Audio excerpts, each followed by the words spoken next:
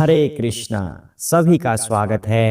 श्रीमद् भागवत कथा आप श्रवण कर रहे हैं। पहला स्कंद और 5वां अध्याय।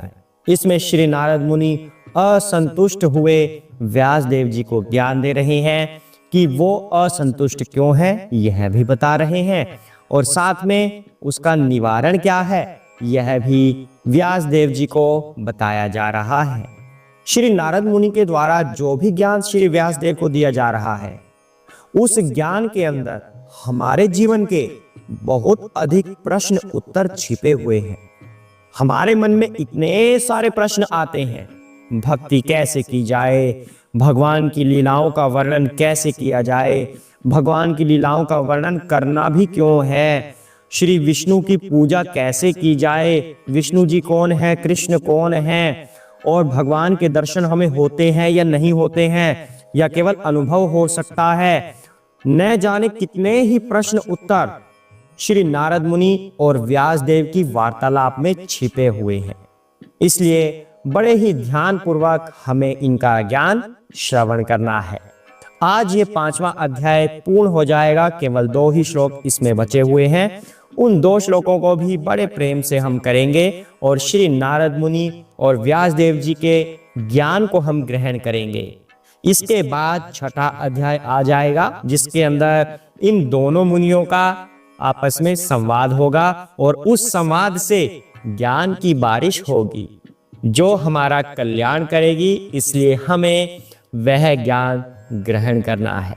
तो आइए आज का ज्ञान ग्रहण करने से पहले श्री भगवान की छोटी सी वंदना की जाए, जिससे भगवान श्री कृष्ण का आशीर्वाद हमें प्राप्त हो और उनके इस दिव्य ज्ञान को थोड़ा बहुत हम समझ पाए।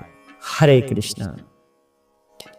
जय राधा माधव, जय कुंज बिहारी, जय राधा माधव, जय कुंज बिहारी,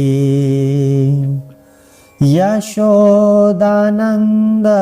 ब्रज जन रंजन, यशोदानंदन ब्रज जन रंजन, यशोदानंदन ब्रज जन रंजन, यशोदानंदन ब्रज जन रंजन, यमुना तीर वनचारी, जय कुंज बिहारी, जय राधा माधव, जय कुंज बिहारी, जय राधा माधव, जय कुंज बिहारी।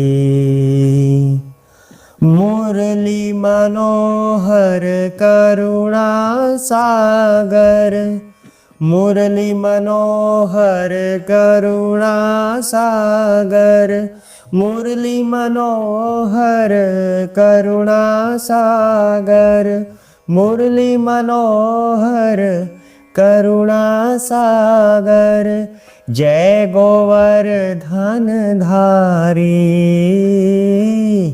जय कुंज बिहारी, जय राधा माधव, जय कुंज बिहारी। हरे कृष्णा कृष्णा कृष्णा हरे हरे, हरे राम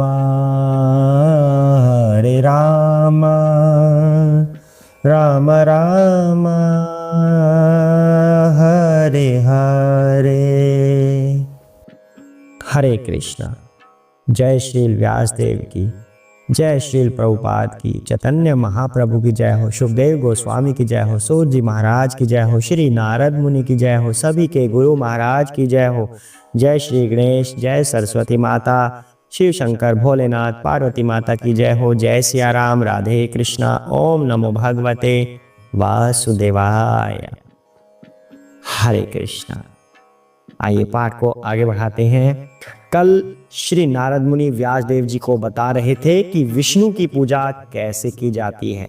श्री विष्णु की पूजा ध्वनि के माध्यम से करते हैं, पवित्र मंत्र उच्चारण से, दिव्य ध्वनि से, हरे कृष्ण महामंत्र से, ओम नमो भगवते वासुदेवाय, इस तरह के मंत्र उच्चारण से श्री विष्णु की पूजा अर्चना की जाती है। आज क्या ज्ञान देने वाले हैं, आज हम उस पर चलते हैं। हरे कृष्ण। हे ब्राह्मण, इस प्रकार भगवान श्री कृष्ण ने सर्वप्रथम मुझे वेदों के गुह्यतम अंशों में निहित श्री भगवान के दिव्य ज्ञान का, फिर आध्यात्मिक ऐश्वर्य का और तब अपनी घनिष्ठ प्रेममयी सेवा का वर दिया। हरे कृष्ण। श्री नारद मुनि बता रहे हैं व्यास देव जी को कि किस तरह से उनको ज्ञान मिला। भगवान ने उन्हें ये दिव्य ज्ञान दिया। यहां पर बताया जा रहा है कि दिव्य शब्द के द्वारा श्री भगवान के साथ संसर्ग सर्वात्मा भगवान श्री कृष्ण से अभिन्न है, मतलब भगवान श्री कृष्ण के जैसी ही है।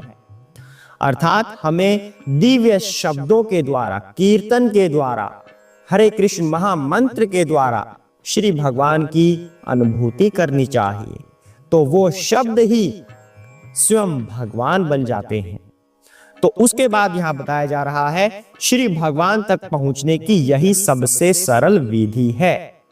कहा जाता है हरे कृष्ण महामंत्र का जब उच्चारण करते हैं तब वो कैसे किया जाता है, मुख से बोल बोलकर। अगर नाम जप कर रहे हैं माला से तो मुख से बोल बोलकर हरे कृष्ण महामंत्र का उच्चारण करें। उससे क्या होगा, वो मुख से बोला हुआ कानों में पड़ेगा, हमारे भी और किसी और के भी, और जब हमारे कानों में वो पड़ेगा तो वो मस्तिष्क तक जाएगा, जिससे हमारे स्मरण में श्री कृष्ण आ जाएंगे, श्रीमती राधा रानी आ जाएंगी, श्री राम आ जाएंगे, सीता माता आ जाएंगी। तो मुख से बोलने की ये महिमा है कि वो हमारे स्मरण में भी होंगे, मुख से भी निकल रहे हैं और स्मरण में भी होंगे। दोनों तरह से हम भगवान को याद कर रहे हैं। और दिव्य शब्द है ये, दिव्य शब्द का जब उच्चारण होता है तो स्वयं भगवान तुल्य वह हो जाता है, तो भगवान की अनुभूति अवश्य ही होती है। तो यहां पर आगे बताया जा रहा है श्री भगवान के साथ ऐसे शुद्ध संसर्ग के द्वारा, जो कि ये संसर्ग संख्या में 10 माने जाते हैं, जो भौतिक धारणाओं के अपराधों से रहित है। अर्थात ये भगवान के दिव्य शब्द भौतिक धारणाओं के अपराधों से परे है, उनसे रहित है। इसके अंदर कोई भी अपराध नहीं, इसके अंदर कोई दोष नहीं, केवल भगवान का दिव्य आशीर्वाद इसके अंदर छिपा हुआ है। तो इस संसर्ग के द्वारा भक्त भौतिक स्तर से ऊपर उठकर दिव्यता में स्थापित हो जाता है। उसके बाद बताते हैं कि इस तरह का संसर्ग भगवान के द्वारा ही, उनकी कृपा से ही हम सीख सकते हैं। अर्थात जो भगवान के लिए दिव्य शब्द का उच्चारण करता है उसको ज्ञान की प्राप्ति होती है। इस तरह का संसर्ग उसे सीखने को मिलता है, जिनकी संख्या 10 होती है। उसके बाद गुरु महाराज यहां पर कह रहे हैं कि जो व्यक्ति, जो जीव भगवान में और गुरु महाराज में श्रद्धा रखता है उसे आगे ज्ञान दिया जाता है। जैसे कि भक्त को योग की सिद्धियां सिखाई जाती हैं, जो संख्या में 8 होती हैं। उसके अलावा गुरु महाराज के द्वारा भक्त को पार्षद बनाया जाता है कि श्री भगवान के नाम का प्रचार प्रसार करो। जो शुद्ध भक्त होगा वह अपनी इंद्रियों की तुष्टि की बजाय, उसमें अपना समय गंवाने की बजाय, या फिर इन सिद्धियों का प्रदर्शन करने की बजाय, जो उसने अभी सीखी है गुरु महाराज से, उनके प्रदर्शन की बजाय जो गुरु महाराज ने पार्षद बनाया है, भगवान के नाम का प्रचार करने के लिए उसमें अधिक रुचि रखेगा, जो भक्त शुद्ध होगा। तो इसलिए अगर हमें कभी अवसर मिल जाए कि गुरु महाराज ने हमें प्रचार का कार्यभार सौंपा है, तो उसमें अपने हृदय से योगदान दीजिए, क्योंकि भगवान की भी वही इच्छा है। श्रीमद् भगवत गीता में भगवान ने कहा है, मेरे नाम का उच्चारण करने वाला भक्त और दूसरा जो भक्त है जो मेरे नाम का प्रचार भी करता है, उच्चारण भी करता है और प्रचार भी करता है, तो इन दोनों में मुझे दूसरे वाला भक्त सर्वाधिक प्रिय है। और गुरु महाराज ने अगर ये काम हमें सौंप दिया है, इसका मतलब भगवान की कृपा हमें प्राप्त हो गई है। हम दूसरे वाले भक्त बन रहे हैं जो भगवान को सर्वाधिक प्रिय हैं।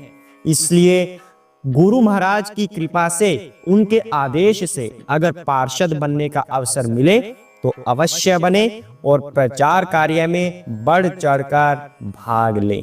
श्री नारद मुनि इन सब बातों का वर्णन अपने अनुभव से कर रहे हैं, तो इसलिए शब्द उच्चारण करने में कोई दोष नहीं लगता। हमें इन मंत्रों का उच्चारण अवश्य करना चाहिए और इसके प्रति कोई भी प्रतिबंध नहीं है।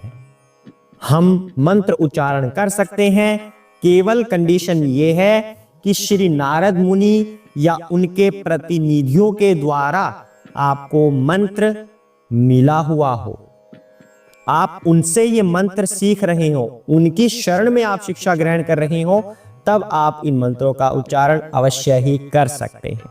अगले श्लोक की तरफ बढ़ते हैं, जो कि अंतिम श्लोक है अध्याय नंबर 5 का। हरे कृष्ण। अतः कृपा करके सर्वशक्तिमान के उन कार्यकलापों का वर्णन करो जिन्हें तुमने वेदों के अपार ज्ञान से जाना है, क्योंकि उससे महान विद्वज्जनों की ज्ञान पिपासा की तृप्ति होगी और साथ ही सामान्य मनुष्यों के कष्टों का भी शमन होगा, जो भौतिक दुखों से सदैव पीड़ित रहते हैं। निस्संदेह इन कष्टों से उबरने का कोई अन्य साधन नहीं है। हरे कृष्ण।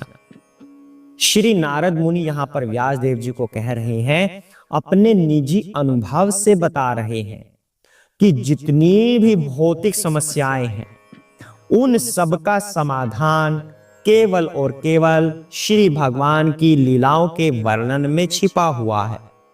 अतः उनकी लीलाओं का वर्णन आप कीजिए, जिससे संसार के सभी व्यक्तियों का कल्याण हो पाए, सभी के दुखों का अंत हो सके। अब दो तरह के मनुष्य यहाँ पर बताए गए हैं, एक सज्जन पुरुष और दूसरे जो भगवान के विरुद्ध होते हैं, जिन्हें दुर्जन कहा जाता है। जो सज्जन पुरुष होते हैं या सज्जन जीव कह लीजिए, सज्जन व्यक्ति जो होते हैं, वो कौन है? वो भगवान की शरण ग्रहण करते हैं, लेकिन 4 तरह की जब कंडीशन उनके सामने आती है तब वो भगवान की शरण ग्रहण करते हैं। कौन कौन सी? जब कोई दुख उनको आ जाए, श्रीमद् भगवत गीता में भी इसका वर्णन किया गया है। जब किसी व्यक्ति को कोई दुख आ जाए, कोई विपदा आ जाए, तब वो भगवान की शरण ग्रहण करता है कि हे प्रभु मुझे इस दुख से निकालिए। आर्त भाव से भगवान को पुकारता है, जैसे गजेंद्र हाथी ने पुकारा था, हे प्रभु मेरी रक्षा कीजिए। जैसे द्रौपदी ने पुकारा था, हे प्रभु हे कृष्ण मेरी रक्षा कीजिए। तो उस समय भगवान की शरण ग्रहण की जाती है सज्जन व्यक्तियों के द्वारा। दूसरा व्यक्ति, जब किसी को कोई धन की प्राप्ति चाहिए, कोई भौतिक इच्छाएं हो कि हे प्रभु मेरी ये इच्छा पूरी कर दीजिए, मैं आपकी शरण में आया हूं।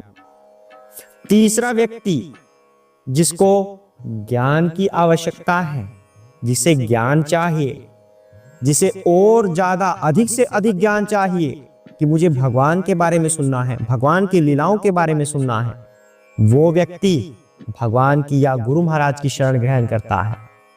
चौथा व्यक्ति, जिसे ज्ञान हो गया है, अब उसे पता है कि भगवान के अलावा कोई दूसरा साधन दुनिया में होता ही नहीं है, तो इसलिए मुझे भगवान की ही शरण ग्रहण करनी चाहिए, जिसे ज्ञान हो गया है। तो ये 4 कंडीशन होती हैं जब कोई सज्जन व्यक्ति भगवान की शरण ग्रहण करता है। श्री नारद मुनि कहते हैं इन सज्जन व्यक्तियों के लिए, जो ये चार तरह के व्यक्ति हैं, या कह लीजिए कि एक व्यक्ति में इन चार कंडीशन में से कोई आ रही है, या कह लीजिए कि अलग अलग व्यक्तियों में ये कंडीशन आती है कि चार तरह के मनुष्य होते हैं। अर्थात किसी के साथ पहली घटना घटती है, किसी के साथ दूसरी, किसी के साथ तीसरी, यानी कि सज्जन व्यक्ति ये चार तरह के हो गए। जरूरी नहीं है कि किसी एक व्यक्ति को ही ये चारों कंडीशन आए, अलग अलग भी हो सकते हैं। तो यहाँ पर चार अलग मनुष्य हम ले लेते हैं कि चार तरह के इन मनुष्यों का कल्याण हो सके, इसलिए उसके अंदर भगवान की लीलाओं का वर्णन भी आप कर दीजिए। उसके बाद जो दुर्जन लोग हैं वह भी चार तरह के बताए गए हैं। पहला कौन सा?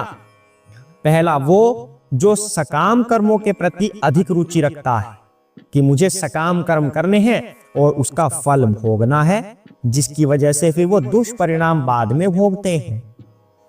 दूसरे तरह का मनुष्य कौन होता है? दुर्जन मनुष्य। दूसरे तरह का जो इंद्रिय तुष्टि में लगा हुआ है, भोग की इच्छा, भोग करता है, उसके बाद फिर उसके दुष्परिणाम भोगता है। तीसरे तरह का मनुष्य जिसे सांसारिक ज्ञान है, भौतिक रूप से बहुत बुद्धिमान है, सब कुछ आता है, ये व्यापार को मैं ऐसे बढ़ा दूं, इस नौकरी से मैं इतना कुछ निकाल लूं, इस तरह से मैं धन कमा जाऊं, बहुत कुछ पता है भौतिक रूप से। मुझे किस व्यक्ति से कैसा व्यवहार करना है कि उसको मैं अपनी तरफ अट्रैक्ट कर लूं, किसी को वश में कर लूं, अपनी बात मनवा लूं, सबका मैं लीडर बन जाऊं।